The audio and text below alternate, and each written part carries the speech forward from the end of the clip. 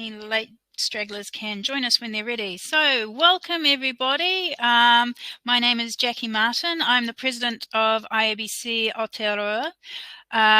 It's our great delight tonight to welcome Isabella Cawthorne, who is going to be talking to us in almost a continuation of our last presentation, where we were talking about authentic engagement with Maori and, you know, our treaty partners. This time we're going in a slightly different direction, but again, it's about engagement, and we're actually talking about engaging in the big conversations, but right down at the level, not at the big national level, when we actually start talking to communities about the things that really matter. Because actually, for a lot of us, when we're working on things that happen at a national level, the impact is felt in a very local way. And that's where all of our big decisions that, you know, really, really hit the road, so to speak, because they're impacting on the, you know, the public, and they really get to come to grips with what we're doing.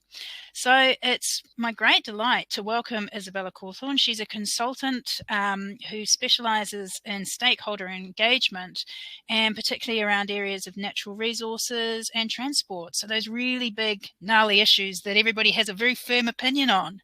So welcome, Isabella. It's really lovely to have you here tonight talking to us. So please take it away. Kia ora koutou.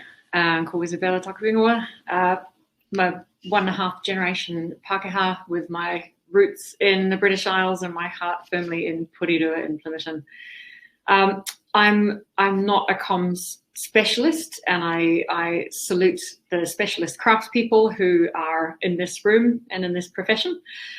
I've had a weird and checkered sort of career, and those of you who I know personally will probably got a sense of that. I'm really big on local, and I'm big on having the big conversations in local places, in little spaces. And it's a real privilege to be asked to share some stuff tonight. These are just things that I've picked up from my various perambulations around public, private, third sectors, and they are things that I take with me into each new project. So, yeah, apologies in advance for a couple of weird formatting things here. We've done our best, but the interface between computer operating systems and so forth has not been our friend. So I'm going to just firstly give you a little rack up, I suppose, and hopefully you won't need a rack up, but local matters and comms matters. And then I'm going to just bowl through 3 domains where local projects with really good potential, where that potential often withers and dies or is blocked. And for each one, I'll talk about how we can unblock those as comms professionals so that the projects don't just end up doing something marginally better than BAU, but that actually help move the ball forward towards a better future. So there are 3 of those. There's change to streets, change experiences, calling it like it is. I have to do a shout out. There's some secret sauce in there, and then, yeah, it'll be time for your thoughts and questions. So just, you know, I just love this picture. They could not have staged it if they tried, but this is a real picture. Local stuff really matters. Local streets, local neighborhoods, local democracies. Local is a front line in the struggle to change how we live so we have a better future for the planet, for our children, even for ourselves. And, you know, all those big conversations are playing out in little spaces, be it intensification of urban centres and neighbourhoods. Shout out to the NIMBYs in this picture and the YIMBYs. It's in infrastructure for public transport, for bike lanes, for converting car parks. It's about significant natural areas. All of these things are crucibles where big ideas about the future and how we should be are playing out at this really local, intimate level. And as Jackie said, people are intimately affected by that and immediately affected by them. And it's in these spaces that we see those big ideas hitting the ground, often with a bit of a splat or a crash, rather than hitting the ground and creating a nice sort of forward momentum, moving the ball down the pitch. Now, I want to make a disclaimer here. I'm not one of those people who's like, a better world just comes down to individual choices or even neighborhood choices or city choices. Some of you will know the story of stuff and its offshoots, the story of plastic, the story of technology.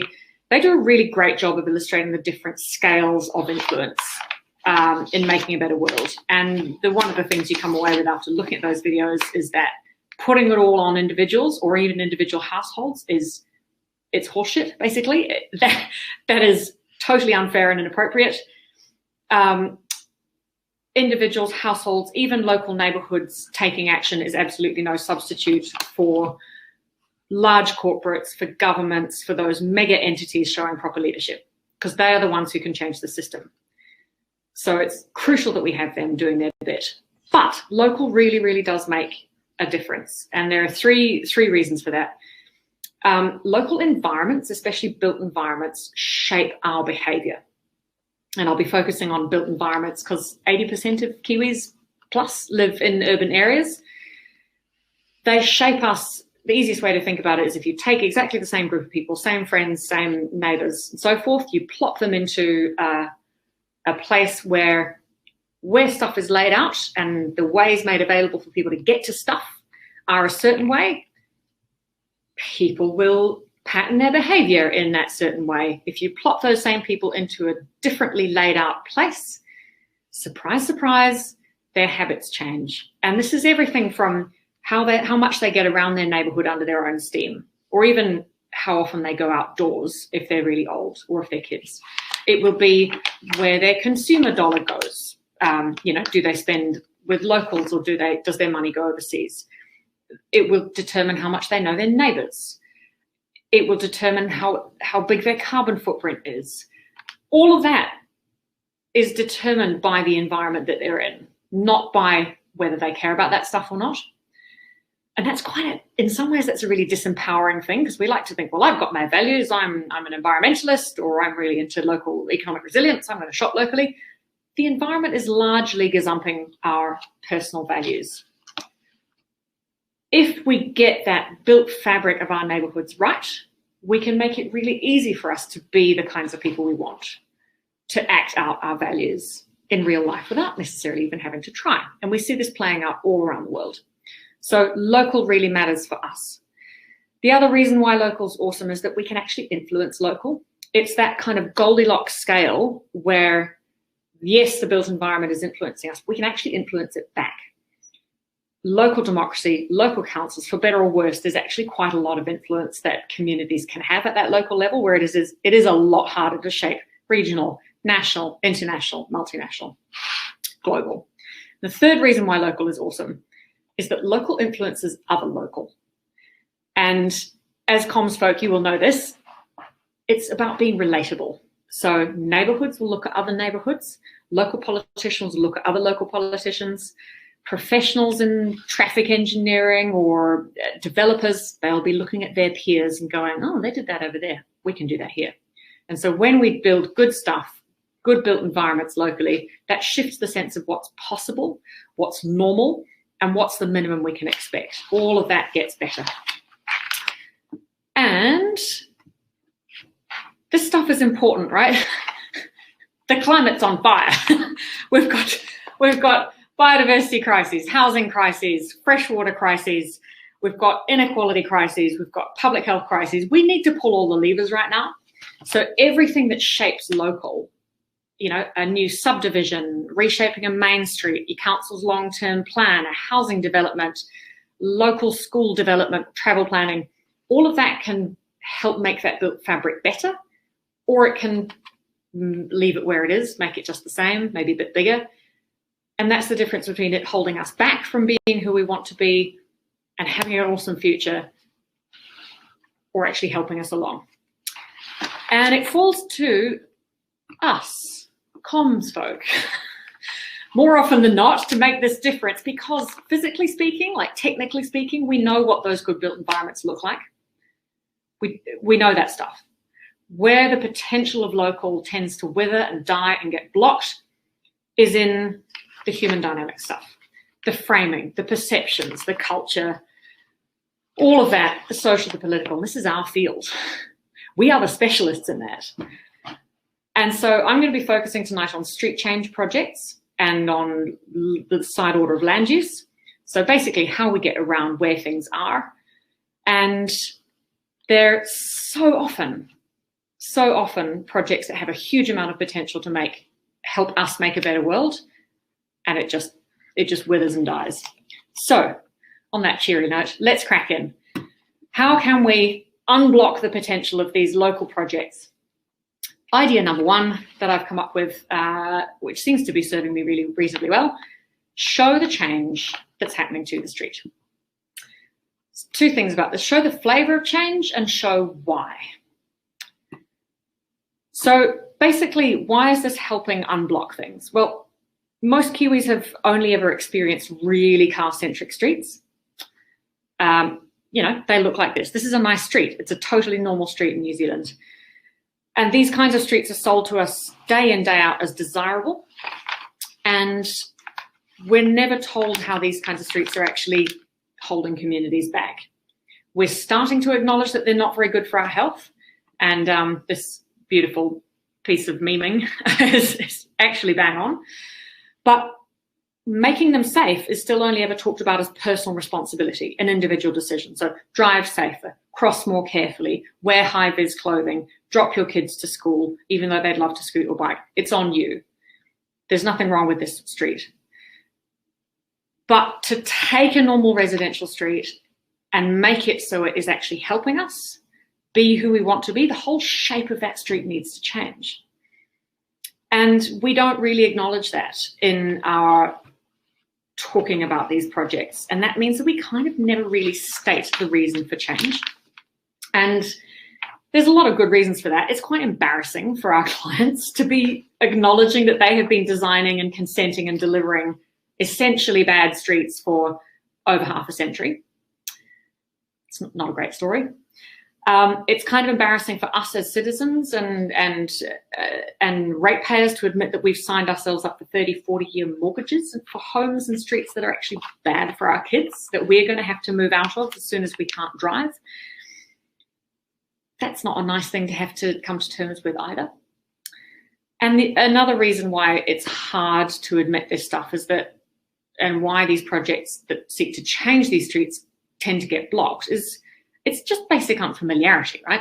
So we're familiar with this as a nice middle upper class street. This is in Island Bay. It's a cul-de-sac, lovely place to buy a nice expensive house and raise some kids. And that's, kind of a moderate house. What we are not familiar with is, as a nice middle class, upper class street, good to raise your kids, is something that looks like this. This feels quite weird. We go, oh God, how would that work? Oh, I don't know. But this street is a street that's actually serving the local people who live in it a hell of a lot better than that classic street in Island Bay. It's helping people manifest everything they want to be without it being hard. So showing the flavor of change to the street is really important for those two reasons. So how do you do that in an actual project? I have been working in Cannons Creek over the last 10 months or so.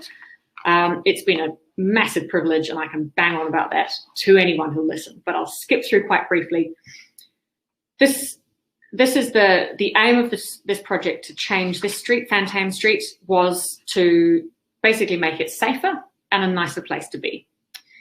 And we were doing a taxable urbanism process. If you haven't come across that, look it up. It will really float your boat.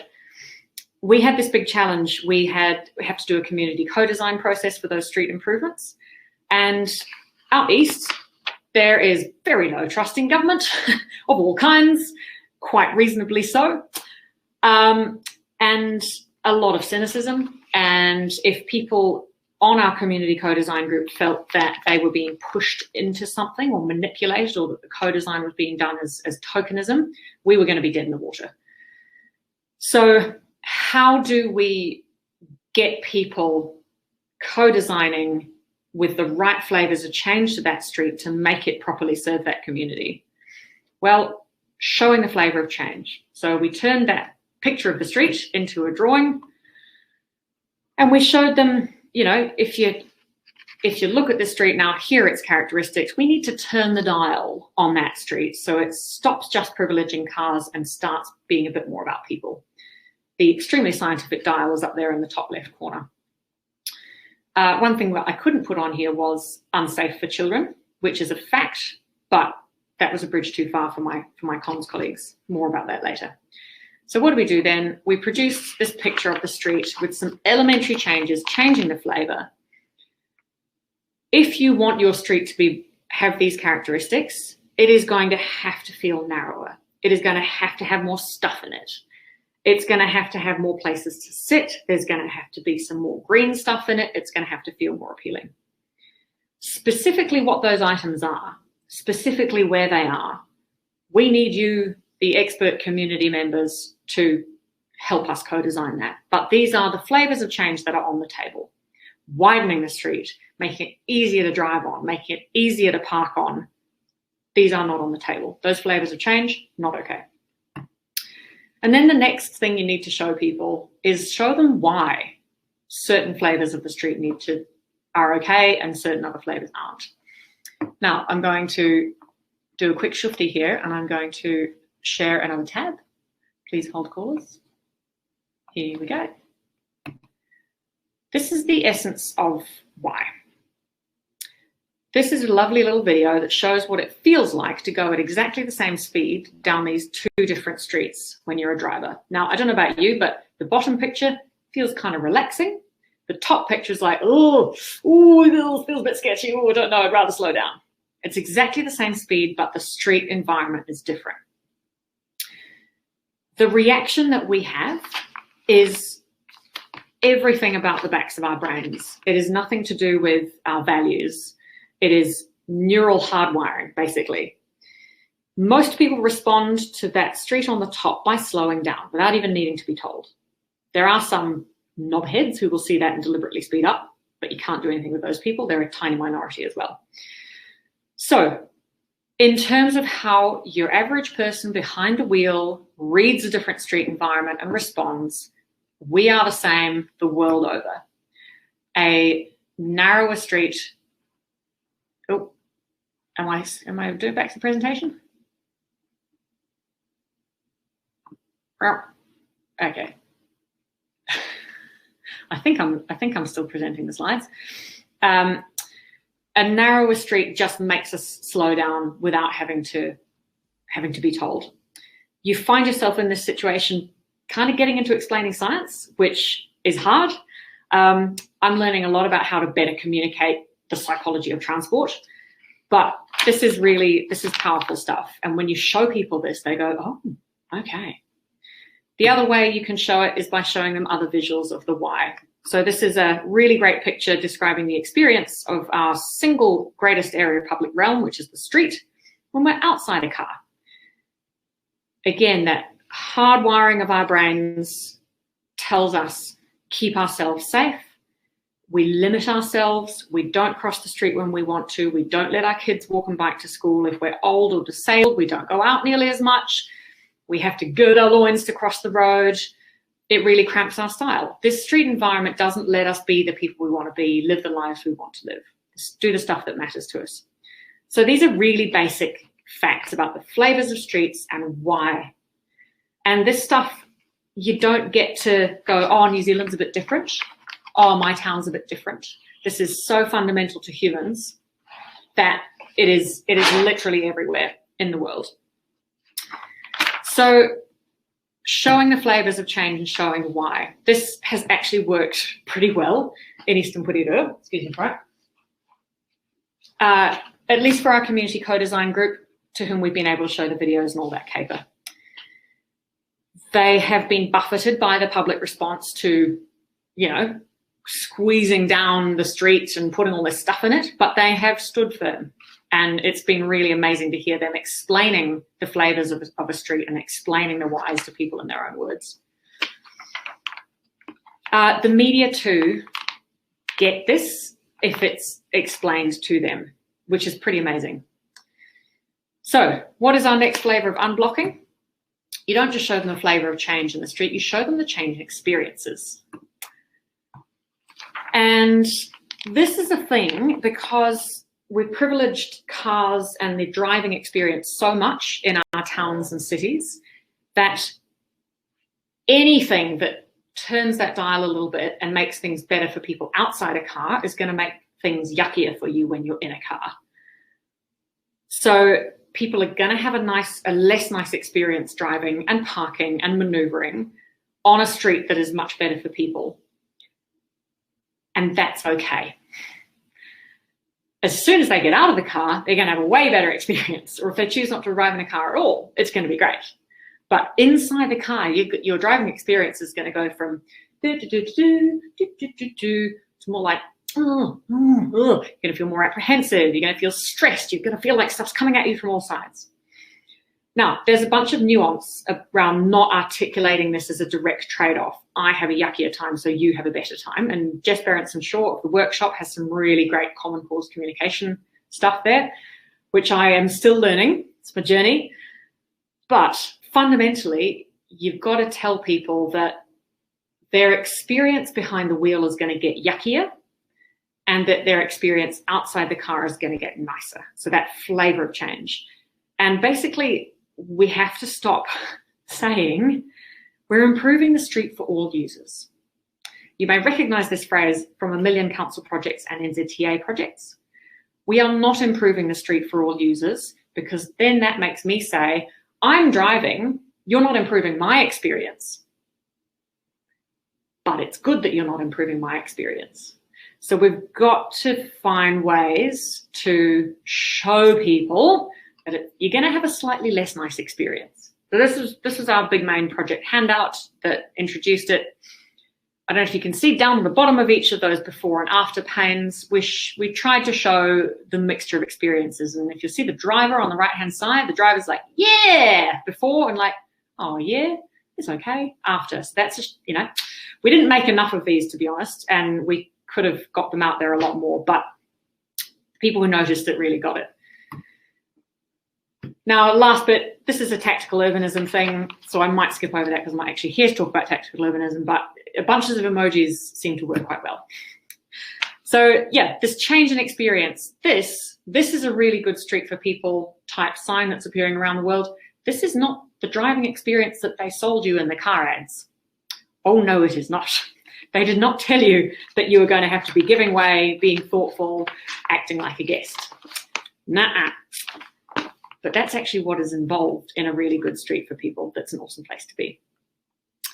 So the third unblocker is one that is particularly dear to my heart, and those of you who've worked in journalism will resonate with this, I suspect. Calling it like it is.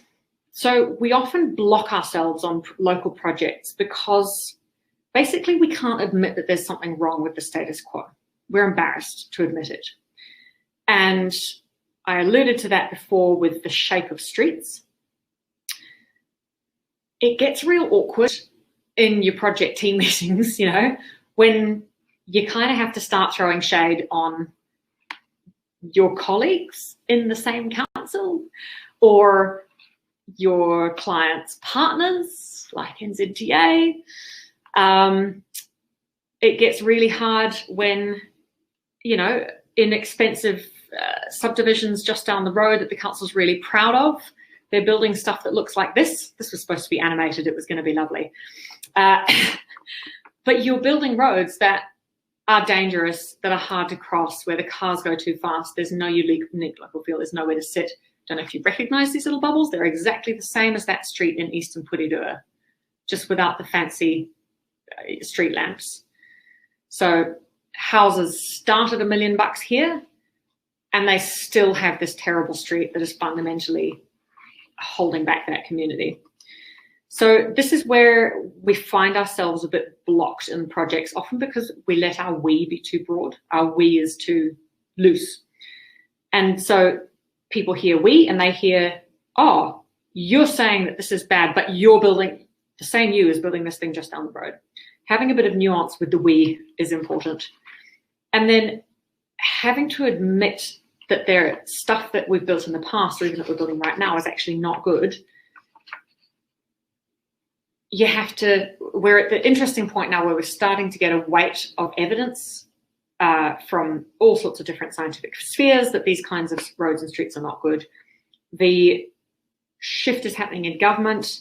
There's a preponderance of data that we can now point to if we want to say, you know, look, we've got all these road safety strategies, climate strategies, play policies, healthy streets, public health, economic resilience, town centre plans. In the past, nobody was being evil. We didn't try to build bad stuff. It was good practice at the time, but we're realizing now that that is not appropriate. And this is where you can, you know, start to be a bit honest and say, look, councils are a pretty diverse group of people doing their best in a complicated and flawed institutional structure with broken funding and all those sorts of things. So we've got a long road of retrofitting ahead of us, but things are changing. And that's why your street is not being targeted. Your street is part of a movement to make it better. So that big X on there is really brutal looking. And it's there mostly to make the point in this presentation. When you're sitting in a room with your traffic engineer who, you know, just signed off the subdivision plan for something that looks like this, you know, you're going to have an important discussion with your project team about how to nuance that message. And I have to admit, most of the ways that we've communicated that in our projects has been verbally. But especially where you've got a community group that really resonates with what you're trying to do, they appreciate that honesty. And they appreciate people saying, well, look, we all know councils are a bit shit quite often, but they're also trying their best. And this is an example of things being a bit messy and complicated. So, yeah, calling it like it is just wins you a lot of trust. And there's another awkwardness, another bit of blocking where we might find ourselves in an intensification conversation, like maybe a district plan or a development. We find ourselves kind of dancing on the knife edge of throwing shade on the status quo. And we find ourselves saying that it's fine to build more suburban sprawl. You know, we're not judging you, you know, but goodness, wouldn't it be lovely if, you know, we had better built environments? The planet's on fire. It's not fine to be building this stuff anymore.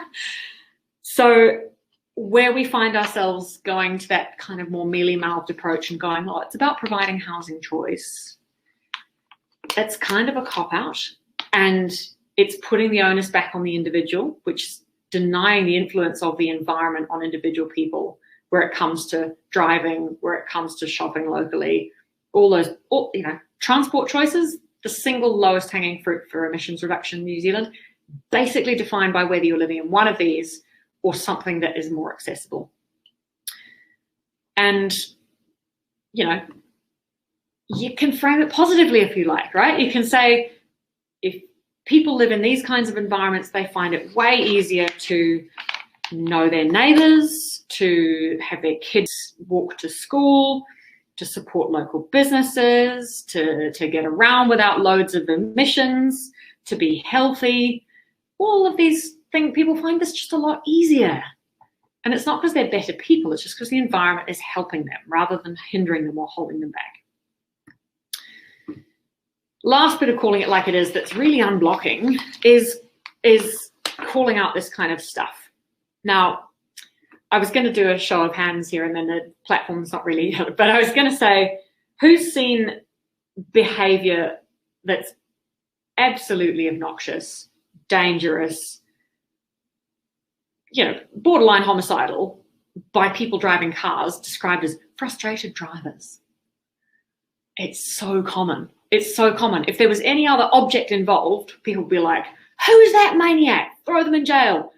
Take that object off them. But because it's a car, it's like, oh, people are frustrated. This meathead in Palmerston North is one of the people who've driven deliberately over one of the planter boxes delineating their pop-up cycleway. I have both ridden and driven down this road. You've got to be working pretty hard for that to happen. And yet it's billed as, oh, frustrated drivers, why are we being so mean to them? So this kind of framing blocks us from moving forward good street projects because it legitimizes tantrums, it legitimizes acting out. And if you use language that essentially lets people off the hook for that stuff, we all know this from primary school. If you're on the mat, you're all supposed to be doing something, and some kid does something real naughty. We all look at the teacher to see how they respond. So soft pedaling on this stuff is noticed. So on our project, we've responded by, using the language of disapproval. So we've described it as petulant driving behavior in our formal comms. Verbally, we've talked about it as tantrums and acting out. And there's a school on our road. So it's actually, people recognize that language as applying to children when they're behaving badly. Here's a great example of a school in the UK. They were calling it like it is. So again, it's a little bit harder to do as comms people, but this is where it's really helpful to have allies in the community who can put those burns down in really blunt language when you can't.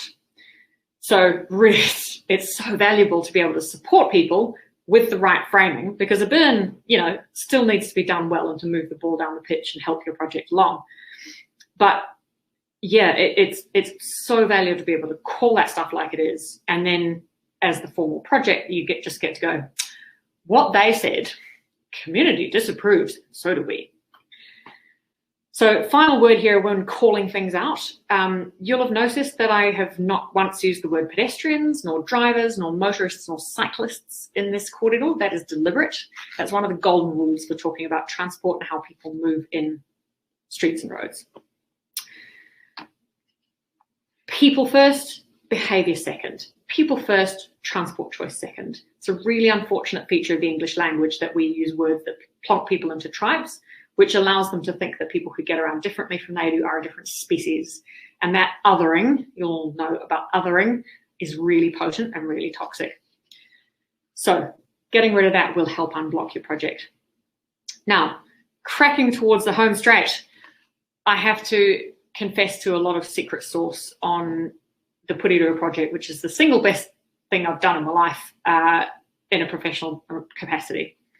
The secret sauce for my project was not just doing all of that other stuff that I've described. It was not just having a really solid project rationale, good air cover from the politicians, a well-resourced project team. It was having amazing local people. And this is all so far so familiar for you, but changing the shape of our built environment is hard because everybody hates change, especially when it's those big ideas coming into small spaces and makes us all feel a bit guilty about how much we're not helping the planet or our children. So you've got to get those trusted messengers. You've got to get the listening and the social license coming up from the ground, not from the authorities down. And it's really crucial to have those trusted community leaders and voices taking your message and saying it in their words. And so I've had to learn to be okay with things not being too polished. And a really nice example of this has been our single biggest and only big community event on that project. Big street party with formalities and so forth. And nobody from the project team ever got on stage.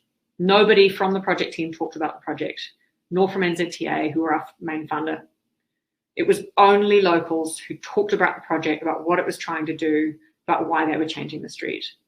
And I kind of only really realized that halfway through the party. It's like, whoa, I would never have organized this in this way a couple of years ago, but I'd been so influenced by the awesome people who we got involved from our project. So on the bottom right there is Makarita Makapelu. She works for Wesley Community Action and has 15 years of doing incredible work, mainly around sort of budgeting and financial advice.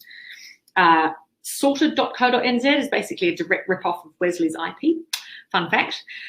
She's been doing that in Cannons Creek for 15 to 20 years.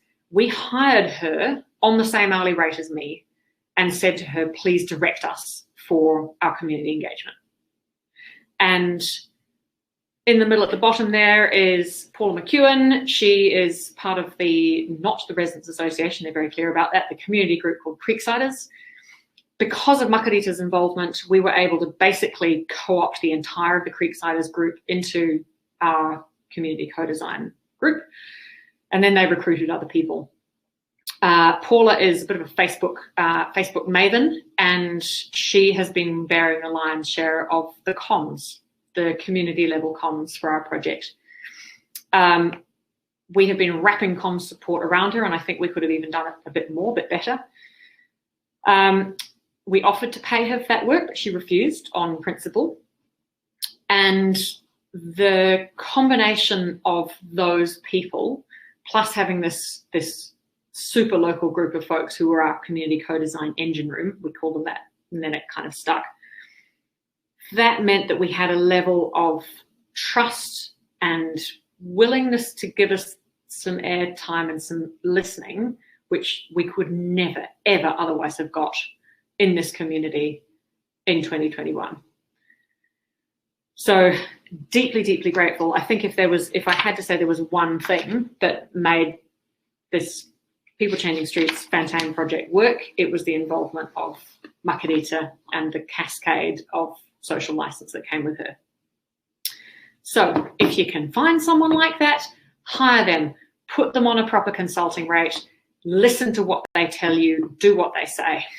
I guarantee it will bear dividends above and beyond anything you could believe. So, lightning recap. What have we done? We have talked about how local really matters. I just have to give airtime to this. Look at this beautiful NIMBY. He's lovely. And the Yimby looks so cheerful. I just love it. So big conversations are playing out in local spaces. Local is that kind of Goldilocks scale of influence where we're being influenced, but we can influence back as citizens. Comms really matters because technically and physically these things are all known. Where it keeps falling down, where the good intentions fail to actually materialize, is in the human dynamics, and that's our field, that's our trade.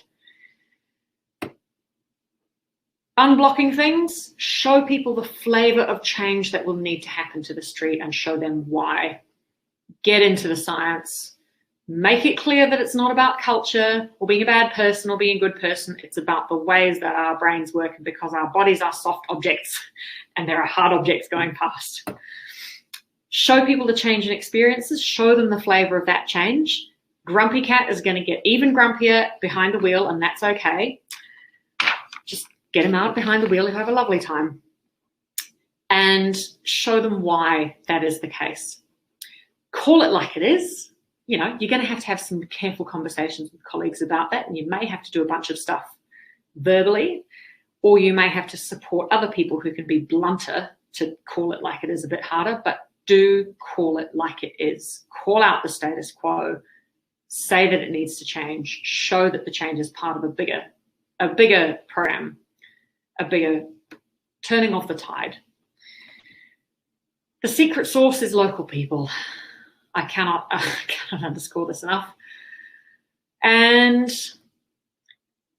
yeah, that's more than enough for me. What are your thoughts? I'm going to put myself on mute.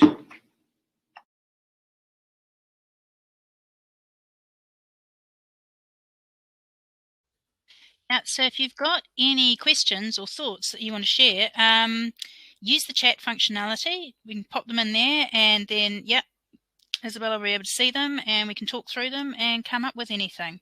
I mean, for me, one of the big ones is I live on what is commonly regarded by motorists as one of the worst streets in Wellington because it is steep, it is extremely skinny, and it's windy, and everybody, when they first drive up there, freaks out. I know people who will refuse to drive up there, which is fine by me. I know furniture trucks have to only send the small trucks up there. It really, really bothers them.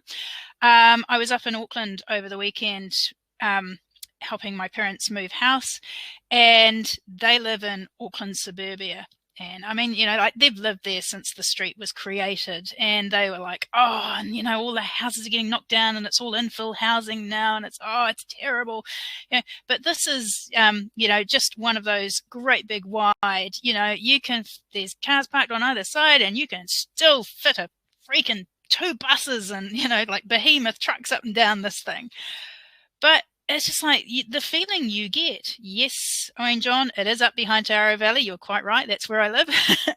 But, you know, the feeling, the difference you get, I mean, people don't drag race up and down my street. People, like I said, people choose not to go there, and it actually feels safe for people to walk up and down there, and for me on my bike to cycle up and down the street, and there's lots of people who cycle on my street and lots of people who walk, and it's safe for my son to walk on. Whereas I kind of feel like where my parents are, I know that it's a rat race, and they actually had to put traffic calming things like, jitterbars and stuff like that to stop trucks going up and down the road. And you go, that shouldn't have to happen in suburbia, where it's housing, where people are supposed to live. That's not what it's about. It's not a state highway. There's a really good, I don't know what you call it, an adage perhaps, which is, if you have to keep telling people to slow down, you've designed your road wrong. Yeah, totally. It's really true. Yeah. Yeah. I've seen a question come in. Yes. Anthony. Island Bay. I wondered if somebody would bring up Island Bay. I'm never sure if I should mention that I was the first schmuck who did the community engagement on the Island Bay Cycleway. I lasted 5 months and then I bailed. I was succeeded by somebody who was way more qualified than I was, and he lasted an even shorter time, I think.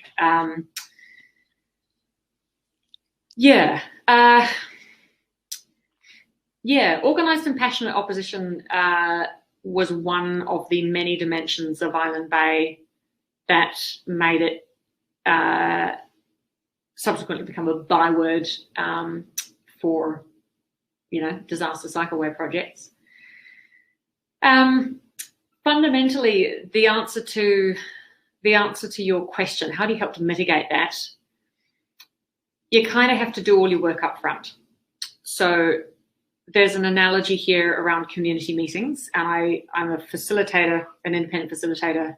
It's one of my other things, which I went off and got myself trained for out of Island Bay, having been in community meetings where I was making things worse and I couldn't figure out why.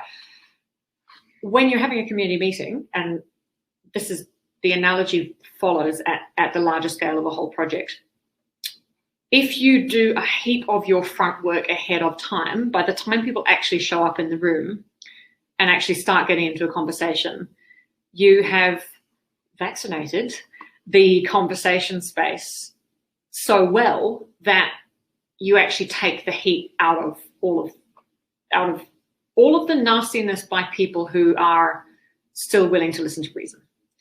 There will be a few people who have come along on an absolute mission to be horrible. But if you do all your pre-work and lay the groundwork ahead of time, often those people get taken care of by the more reasonable, normal people, even if those normal people have some sympathies with the horrible one's point of view. That analogy, that is an analogy also for doing a street change project. And this idea of showing people how the big flavors of change that are going to have to happen to the street, showing them why, and then showing them how the experiences are going to change depending on how you're moving around once that street's improved. If you start doing that early, start doing it often, keep reiterating it ad nauseum, everyone is going to get sick of it. And then you keep doing it some more and get those messages going up through trusted community voices. That is the best kind of inoculation that you can have around something like Island Bay. The other thing that I would say,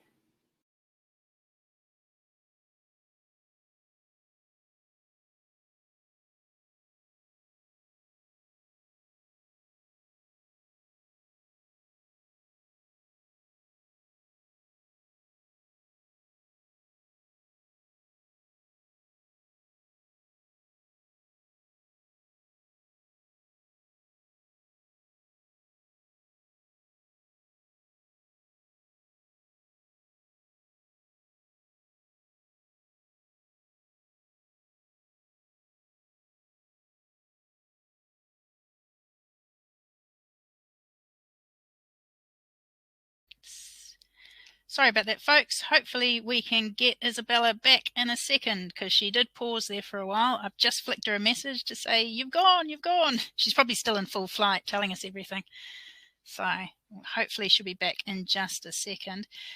Great question, Kate. That's a lovely big question. And I think, yeah, hopefully we can have her back in a second to really get stuck into that one. I think the one thing that is actually quite interesting for us is, although we've talked here about transport and built environment, it actually does go across a whole bunch of different areas. You know, like, how do you get really local about the conversations that we might want to have around the vaccination programs and things like this? What's worked, what hasn't worked, how do these things operate? So yeah, it's quite a big topic. So yeah, hopefully just give me a second and I'll see if we can get her back into the room.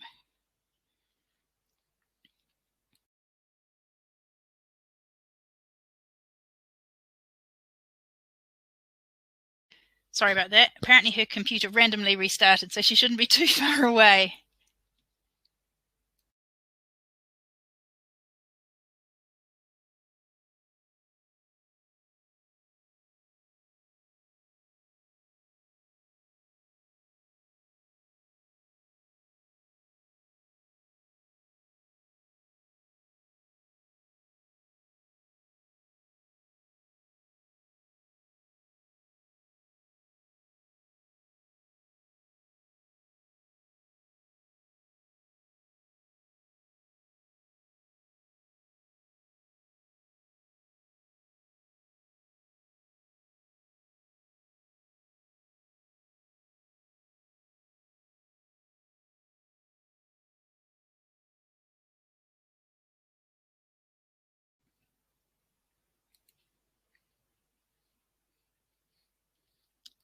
Okay, so hopefully she will be back with us in just a second. Am I back? Yes, you are. Wonderful. Really freaky. Everything went black, and then I had a message in 4 languages saying your computer is restarted because of a problem. So, yeah, well, hopefully that doesn't happen again. I have no idea. I can't, the chat is reloading. Kate, did you? Oh, sorry. Okay, so Kate Nolan had a question. She said, great presentation. I'm hoping to understand transferability of this work. I got that much, and I wondered if I'd understood the question properly. Yeah, and find ways to expand conversations that are about creating the circumstances for change that will enable living in partnership with nature. A more than human design approach that takes into account and builds opportunities for communities to support biodiversity health. As she said, sorry, big question. But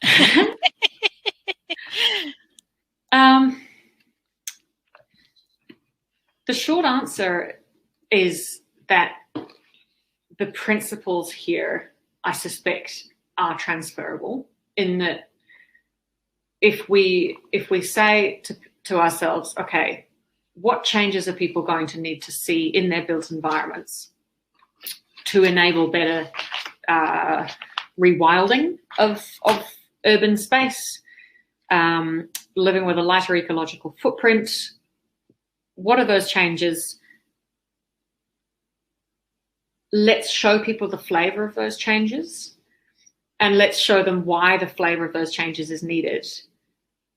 I think that is fundamentally such a good thing. It prepares us for the visual shock of seeing how our physical environment is going to change.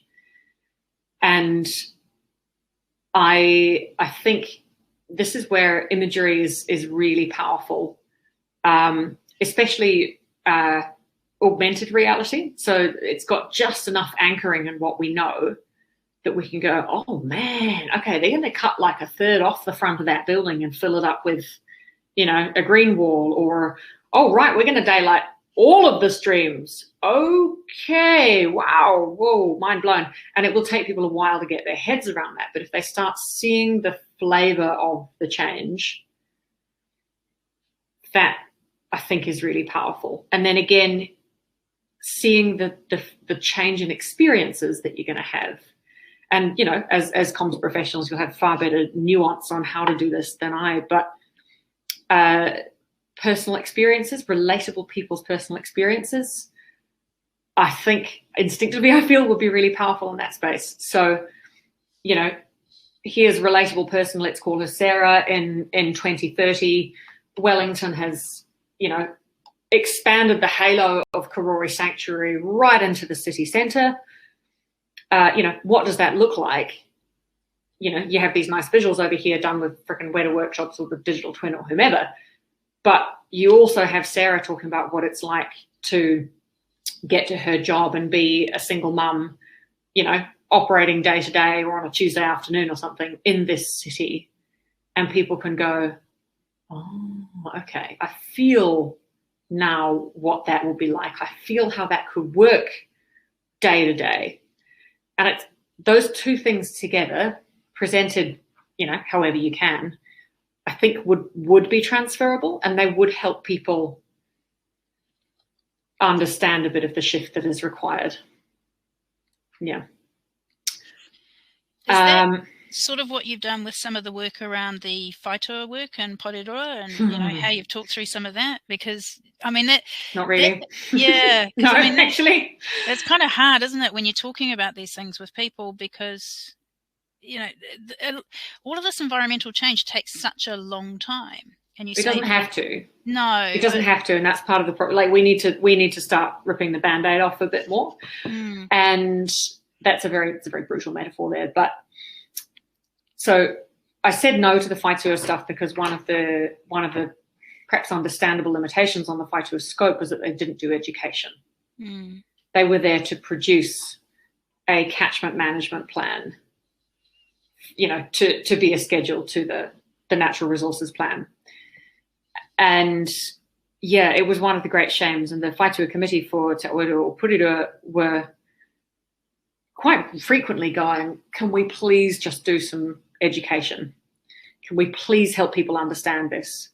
And they were told no each time. And I understand why, but it was super frustrating. The main thing with the whaitua processes and any kind of catchment scale planning is that, except when you're talking to farmers, you're not generally talking to individuals.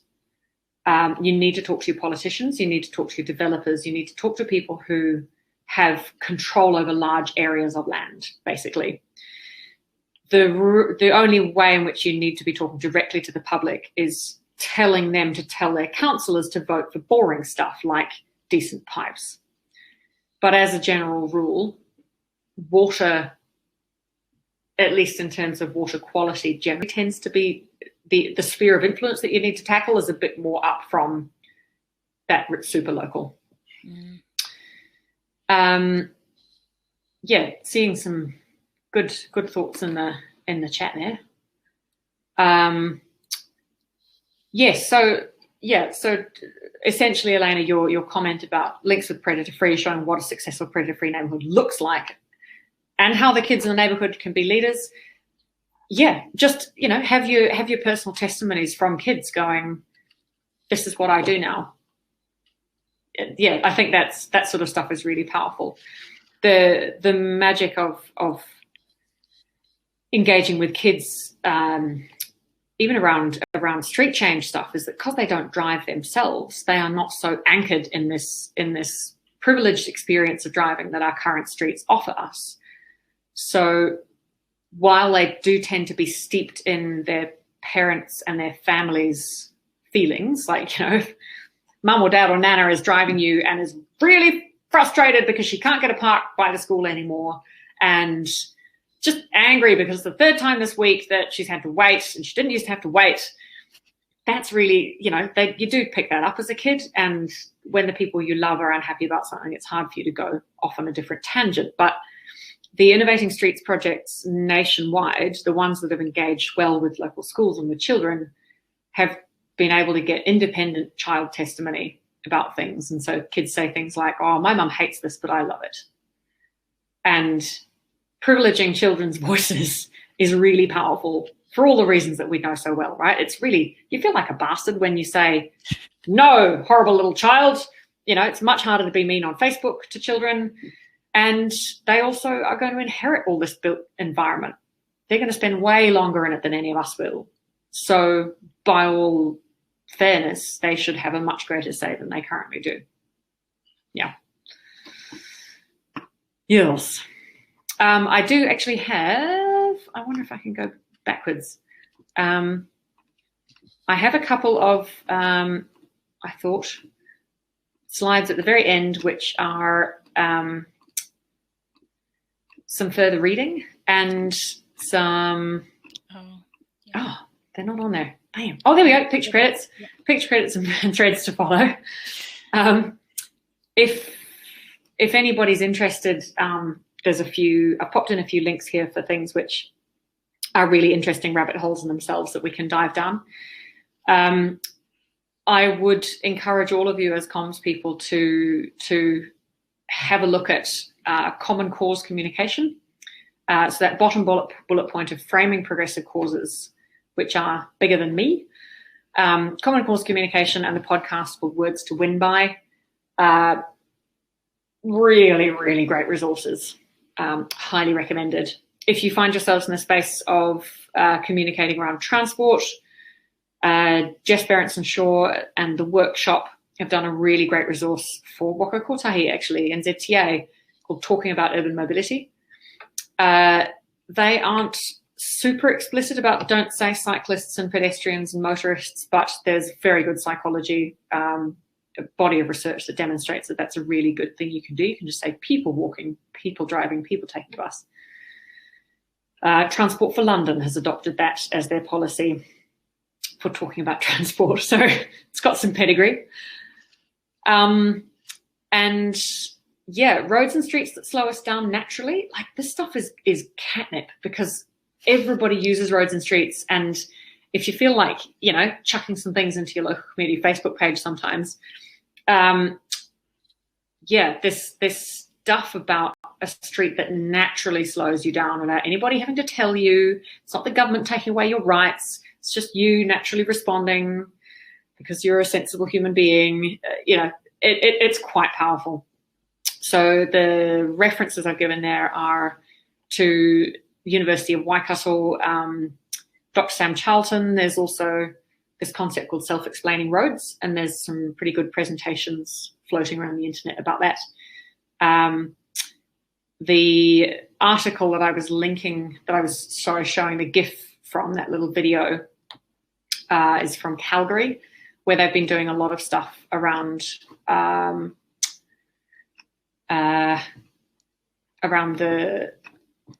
self-explaining roads, and they're doing a lot of tactical stuff. So they're just chucking things out in the street to have that effect on people's hindbrains, the narrowing, the sense of, oh, I should slow down, and they move them around as well. They have these big, it kind of looks like big Lego that goes in the road.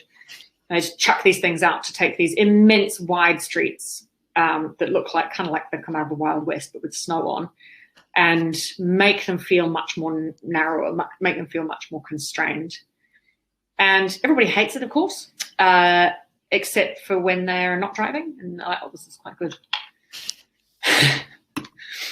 And yeah, finally, the scales of impact and scales of influence, the story of stuff, highly recommend.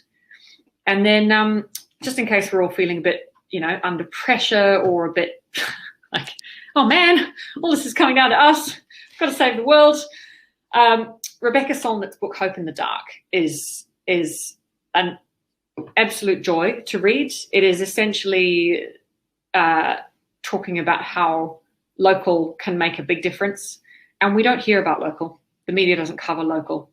And so we get this skewed impression of how much good is being done and how much progress is being made. And hope in Rebecca Solnit's view of the world is the uncertainty about how the future is going to turn out. And in that gap of uncertainty is space for us to turn that future into a good one that we want. So hope is not sitting back and being passively hopeful. Hope is about action. But it's worth taking that action because nothing is set in stone. The future is dark, and that's a good thing because there's space for it to be better. Yeah, so thank you so much for having me. It's been wonderful. Yeah. If you got time, one last question from Alana. Oh yeah. Yeah, she just. Oh, here we go. Yeah. Yeah. Well, as it happens, NZTA is not a monolith. In Star Wars terms, NZTA is the evil empire, and the Innovating Streets program is the Rebel Alliance. So within NZTA, on the NZTA payroll, is a bunch of people who are funding these incredible little projects that are happening locally, that are turning the dial on local street environments. They are by no means mainstream thinking inside NZTA, and the analogy's not, it's not too far off. Nobody's evil, right? But we have no time. So if you look up Innovating Streets for People, just go on the NZTA website and go Innovating Streets. The tactical urbanism methodology is at the heart of the entire Innovating Streets program. So you have to turn the dial on your street environment, make it more about people, less about cars. And to make those changes, you don't do a normal consultation process. You use this tactical urbanism process that involves community co-design, live trialing as your consultation, and then adapting, moving around the stuff that you've put in the street in response to the feedback from your consultation and in response to data. It's very new for New Zealand and is blowing minds up and down the country. The first round of projects was 90% funded by NZTA, only 10% had to come locally. So a number of councils who don't actually believe in the kaupapa were like, oh yeah, let's have some of that, and have gone down in flames. But tactical urbanism as a methodology is freaking amazing. It needs to be done with integrity. Otherwise, it's just going to get tarnished. And the co-design word is something that's, there's a few good articles on LinkedIn about co-design washing and, and the differences between normal street change processes with community consultation and doing it through tactical urbanism. I think this sounds like a huge statement, but it's actually, I will stand behind it any day of the week. Tactical urbanism is the best thing to happen to New Zealand streets since the invention of the car. Because tactical urbanism is helping us take back some of that precious, precious public realm and make it a bit more about people. It's got immense promise. And I hope to goodness the government funds the program again and that they improve the program so that it happens more and it happens better. Make me super excited. Wonderful. Well, thank you so much, Isabella. Thank you to everybody who joined us. You will get a link to the webinar that you can actually, you can share with your friends if you want to. And we will actually make Isabella's presentation available to you as well. So you can have that if you need it, just, stash away and then use these, bring out these concepts and wow your friends and all your other comms professionals you hang out with. So thank you once again, Isabella. We really appreciate it. Thank you so much for having me. It's a real privilege. Been really inspiring. It is great. Yes. Take care, everybody. Thank you for joining us. And we'll be in touch. Bye. Thank you too.